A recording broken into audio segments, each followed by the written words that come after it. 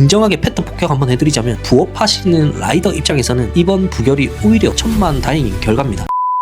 안녕하세요, 바달레입니다. 자, 이번에 우리 생계추를 아주 정면으로 강타하는 핵폭탄급 소식이 하나 전해졌습니다. 자, 6월 11일이었죠. 배달 라이더나 택배기사 같은 도급제 근로자들한테도 이 시간당 최저임금을 별도로 보장해주자고 이 노사 간에 치열하게 맞붙었던 안건이 결국 이 찬성 11표 그리고 반대 15표로 최종 부결됐습니다. 단 4표 차이로 이 법안 도입이 완전히 무산이 된 건데요. 이 표결 결과가 나오자마자 지금 라이더 커뮤니티나 단톡방은 그야말로 초상치 분위기입니다. 영원히 플랫폼 대기업들의 노예다, 국가가 우리를 버렸다 라면서 지금 분통을 터뜨리는 분들이 지금 가득한 것 같은데요. 자, 그런데 오늘 제가 이 카메라를 켠 이유가 단순히 이 부결 소식에 같이 분노하고 징징대기 위해서가 아닙니다. 우리가 진짜 이 주목해야 하는 거는 도대체 이 정부와 공익위원들이 왜 이런 선택을 내렸는가 하는 그들의 진짜 속내, 그리고 앞으로 대한민국 배달판의 패러다임이 어떻게 뒤바뀔 것인가, 냉정한 현실 분석입니다. 자, 감정 싹 빼고요, 팩트만 가지고 앞으로 벌어질 이 무서운 변화들을 아주 날카롭게 한번 짚어보도록 하겠습니다. 자, 첫 번째입니다. 정부의 진짜 속내 그리고 앞으로의 정책 방향을 한번 예상해 볼 텐데요. 지금 최저임금위원회는 근로자위원, 사용자위원, 그리고 정부가 임명한 공익위원, 이렇게 세 축으로 돌아갑니다. 자, 노사가 구대구로 팽팽하게 맞서는 구조에서 이번에 반대표 15표가 나왔다는 것은 중립을 지켜야 할 이 공익위원 다수가 사용자, 즉 경영계와 플랫폼 기업들의 손을 들어줬다는 뜻입니다. 자, 이건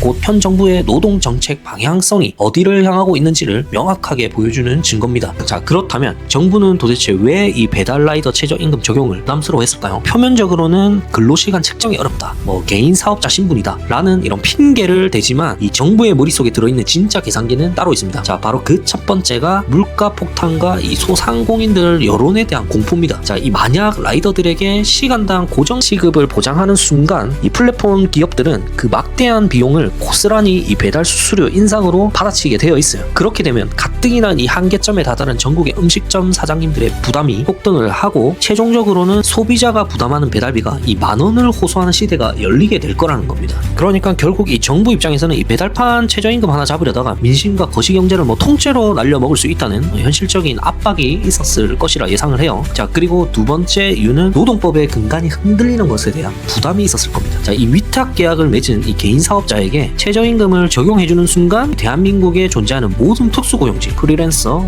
플랫폼 노동자들이 우리도 시급을 달라면서 줄 소송을 벌이고 제도를 요구할 게 뻔해요. 자, 그렇다면 앞으로 정부의 방향은 어떻게 흘러갈 것인가? 자, 최저임금이라는 직접적인 칼날은 일단 칼집에 넣었지만 그렇다고 현장의 분노를 그대로 방치할 수는 없을 거예요. 앞으로 정부는 우회적인 규제와 상생 협력이라는 카드를 꺼내들 확률이 매우 높습니다. 직접 시급을 강제하는 대신 이 플랫폼 기업들을 압박해서 표준 계약서 도입을 확대하고, 그리고 건당 최소 배달료의 가이드라인을 간접적으로 제시하는 방향을 취할 겁니다. 동시에 이 산재보험이나 고용보험 같은 사회적 안정망을 플랫폼이 더 많이 부담하도록 제도를 정비하는 방향으로 갈 거라는 거죠. 자, 한마디로 돈은 플랫폼 너희가 알아서 챙겨주되 사고가 나거나 다쳤을 때의 법적 책임은 확실하게 지게 만들겠다라는 게 정부가 생각하는 앞으로의 타협점이 되지 않을까 예상을 합니다. 자, 정부의 속내가 이렇다 보니까 이번 부결로 날개를 단 건 결국 이 거대 플랫폼 기업들입니다. 자, 최저임금이라는 이 유일한 족쇄가 풀려버린 이 배달판 시장은 앞으로 무시무시한 구조적 양극화와 양육강식의 정글로 변하게 될 거예요. 가장 먼저 찾아올 변화는 플랫폼 독과점 알고리즘의 폭주입니다. 이제 기업들은 눈치 보지 않고 자신들의 수익성을 극대화하기 위해서 이 라이더들의 건당 단가를 무자비하게 흔들어댈 겁니다. 자, 하기 싫으면 하지 마라, 뒤에 대기하는 라이더들 깔렸다, 이런 식의 배짱 영업이 이제는 합법적인 시장 논리라는 이름으로 이 판을 치게 될 거란 얘기예요. 자, 이렇게 되면 전업으로 오토바이를 타시는 기사님들의 환경은 더욱더 가혹해질 겁니다. 이 고정적인 시급 방어선이 없기 때문에 예전과 같은 수입을 유지하려면 이 도로 위에서 더 많은 시간을 버텨야 될 수도 있고요. 더 위험한 빗길과 더 위험한 눈길 속에서도 이 핸들을 놓지 못하는 악순환에 빠지게 될 수도 있다는 겁니다. 결국 이 실력 없는 어설픈 전업 라이더들은 단가 후려치기를 버티지 못하고 시장에서 대거 이탈을 할 것이고요. 배달판은 극소수의 베테랑 전업 기사들과 효율성을 극대화한 파트타임 기사들 위주로 재편될 수밖에 없지 않을까라고 예상을 합니다. 자, 전업 오토바이 기사님들의 이 무거운 현실과 지금 시장의 변화를 한번 짚어봤는데요. 자, 여기서 우리 시선을 살짝 돌려서 입장에서 전기자전거로 부업을 뛰는 우리 라이더들의 입장도 한번 생각을 해보겠습니다. 솔직히 제 채널 보시는 분들 중에서 낮에는 뭐 직장생활 열심히 하시고 퇴근하고 야간이나 뭐 주말에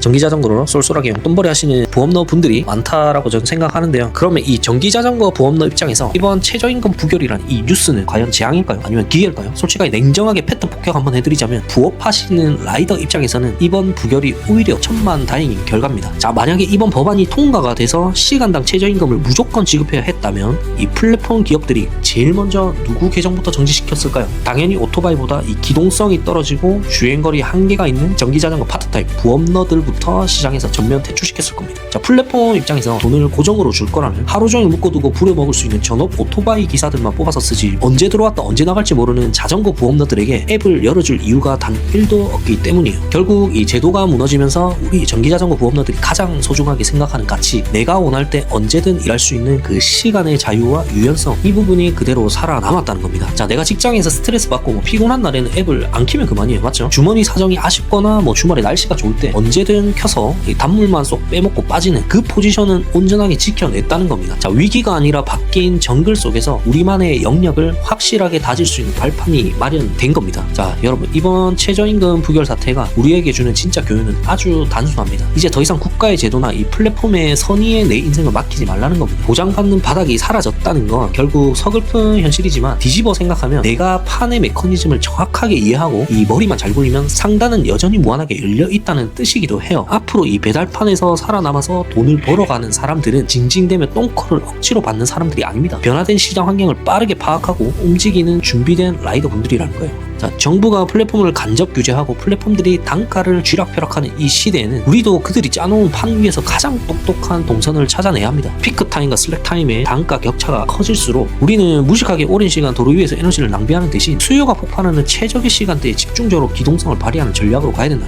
내가 배달하는 이 지역의 사각지대를 연구를 하고 날씨와 요일별로 변하는 이 단가의 흐름을 읽어내면서 내가 타는 기체의 컨디션을 항상 최상으로 유지하는 것, 이 기본적이면서도 강력한 실력만이 앞으로의 바뀐 정글에서 내 주머니를 채워줄 유일한 아군이라는 겁니다. 자, 여러분, 세상이 바뀌었다고 해서 법안이 무산됐다고 해서 핸들 앞에서 기죽을 필요 전혀 없습니다. 애초에 이 바닥은 내 몸뚱아리 하나, 내 장비 하나 믿고 들어온 거친 정글이었어요. 원래부터 우리를 지켜주는 따뜻한 온실 같은 거 없었습니다. 판이 깨졌고 지형도가 바뀌었다면 우리는 그 바뀐 정글 법칙에 맞춰서 새로운 무기를 갈고 닦으면 그만입니다. 남 탓하고 시스템 탓하면서 한탄해봤자 아무도 도와줄 사람 없습니다. 자, 그 불안해할 시간에 체인에 오일 한 방울 더 치고 안전장비 한 번 더 점검하는 게 진짜 이 프로들의 자세라는 거예요. 결국 길은 도로 위에 있고 그 길을 달리는 핸들을 쥐고 있는 건 이 플랫폼 대기업도 정부도 아니라 바로 우리 자신입니다. 자, 오늘 제 분석과 생각이 조금이라도 도움이 되셨다면 구독과 좋아요 한 번씩 눌러주시고요. 또 오늘 영상을 보시면서 이번에 최저임금 부결과 그리고 이 정부의 태도에 대해서 어떻게 생각하시는지 자유롭게 댓글로 의견 남겨주시면 감사하겠습니다. 자, 다들 무사복귀 하시고요. 저는 다음 영상에서 또 찾아뵙도록 하겠습니다. 지금까지 아빠달래였습니다.